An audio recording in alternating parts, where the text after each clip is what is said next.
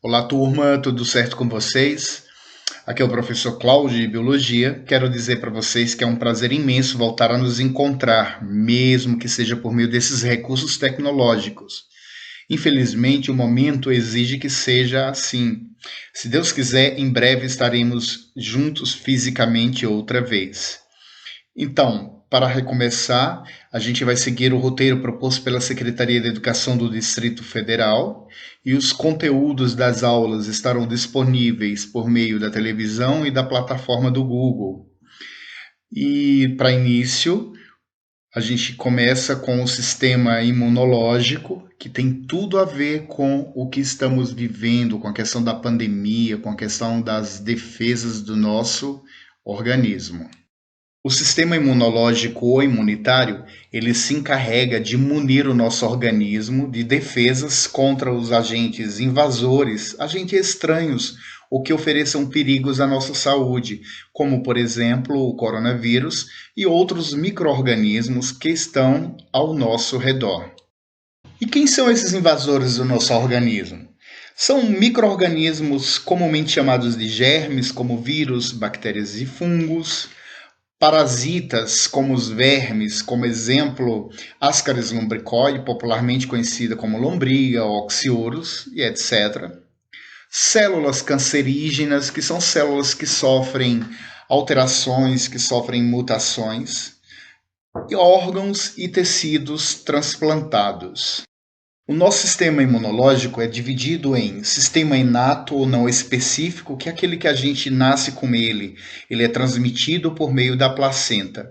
E sistema adquirido, adaptativo ou específico, que ele vai se construindo à medida que a gente passa a ter contato com esses agentes infecciosos.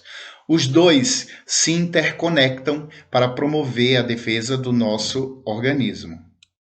Sistema inato ou não específico é aquele que já nasce com a gente. Ele é formado por duas linhas de defesas.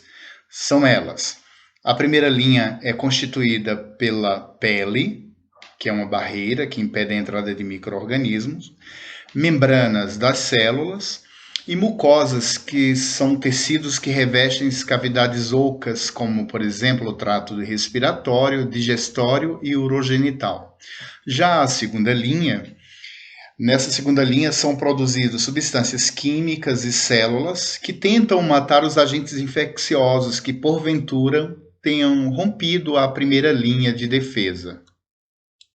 As principais células do nosso sistema inato são os neutrófilos, que é um tipo de glóbulo branco, que migram dos vasos capilares. Os vasos capilares são vasos fininhos e tem o nome capilar porque lembra fios de cabelo. Eles migram dos capilares para o local onde está ocorrendo a infecção. Então, esses neutrófilos, eles agem fagocitando, e digerindo esse agente invasor.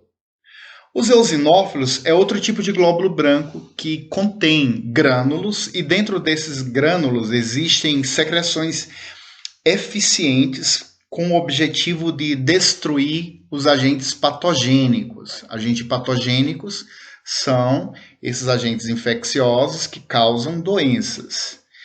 E macrófagos, que são células que apresentam pseudópodes, falsos pés para sua locomoção, e elas agem também fagocitando e digerindo esses agentes patogênicos.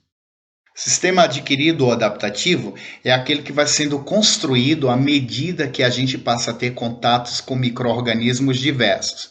Nele é oferecida uma terceira e última linha de defesa, que contém respostas específicas para cada agente infeccioso. Cada agente infeccioso é um antígeno, e para cada antígeno será produzido um tipo de anticorpo específico. Este sistema ele difere do sistema inato por ter uma especificidade e memória que fica armazenada caso você passe a ter contato com determinado micro-organismo que já invadiu seu organismo uma vez. A gente vai conhecer as células do sistema adquirido, que são elas.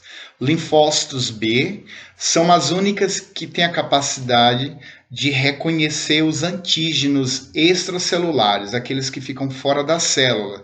E a partir daí, por esse reconhecimento, elas passam a produzir os anticorpos específicos. Os plasmócitos, que é uma variação dos linfócitos, eles são derivados dos linfócitos B. Eles secretam anticorpos que atuam como mediadores da imunidade humoral, a imunidade dos fluidos do nosso organismo, como, por exemplo, a linfa. E os linfócitos do tipo T, que são células da imunidade celular, que reconhecem os antígenos de micro-organismos que estão dentro da célula. E os linfócitos T é o principal alvo, por exemplo, do HIV, que é o vírus da AIDS. A figura abaixo mostra a especificidade do nosso sistema imunológico, a relação entre antígeno e anticorpo. O anticorpo é uma resposta dada a um determinado tipo de antígeno. Eu já falei para vocês que antígeno é uma substância estranha para o nosso organismo, né? Já o anticorpo é uma proteína que o nosso organismo produz em resposta à presença de um determinado tipo de antígeno. Observe na figura que essas estruturas parecendo Ys correspondem aos anticorpos. E na superfície do micro-organismo que está representado aí na cor verde, tem alguns pequenos pontos, desenhos geométricos que vão se encaixar no anticorpo. Então, por exemplo, esses desenhos geométricos aí, por exemplo, essa pontinha corresponde a um antígeno. Para esse antígeno, o anticorpo que vai atuar é esse da cor vermelha, porque tem um encaixe perfeito. Funciona como um efeito de chave fechadura. Já o verde vai se encaixar em outro tipo de antígeno, assim como a estrutura azul. Imunização ativa. A imunização ativa apresenta uma série de princípios, que são ele. No primeiro momento, inocula-se uma pequena quantidade de antígeno em um indivíduo sadio, sendo que este antígeno inoculado ou ele está enfraquecido ou está morto, porque senão vai causar a doença no indivíduo que teve esse antígeno inoculado. Com a presença desse antígeno, ou seja, que é uma substância estranha, o organismo ele vai dar uma resposta, e essa resposta é o quê? A produção de anticorpos específicos para aquele antígeno, e aí acontece a resposta primária. Agora, se o indivíduo entrar em contato novamente com esse antígeno, e aí isso acontecer pela segunda vez, a resposta imunológica será dada de forma muito rápida, imediata. Por quê? Porque o organismo já produziu anticorpos com aquele primeiro contato, certo? E aí acontece a resposta secundária. Isso acontece, por exemplo, com a questão da vacina, né? A vacina seria o primeiro contato, né? Porque na vacina os antígenos são mortos ou enfraquecidos. E aí ela vai estimular o nosso organismo a produzir os anticorpos. Uma vez que você entre em contato com o agente que causa aquela doença, a resposta será dada de imediata. E para a gente finalizar a aula, veremos agora a imunização passiva. Na imunização passiva, são introduzidos no organismo anticorpos já prontos, porque a resposta tem que ser dada de forma imediata. É o tipo de imunização que ocorre com a aplicação do soro antiofídico, soro antiescorpiônico, por exemplo. Então, esses animais peçonhentos que inoculam veneno na gente, o veneno é um antígeno e é preciso dar uma resposta imediata. Então, para isso, aplica-se o soro, que os anticorpos já estão prontos. E o soro ele é produzido a partir de uma pequena quantidade desses antígenos, ou seja, do veneno de cada tipo de cobra que foi inoculado em um animal, um cavalo, por exemplo, de laboratório.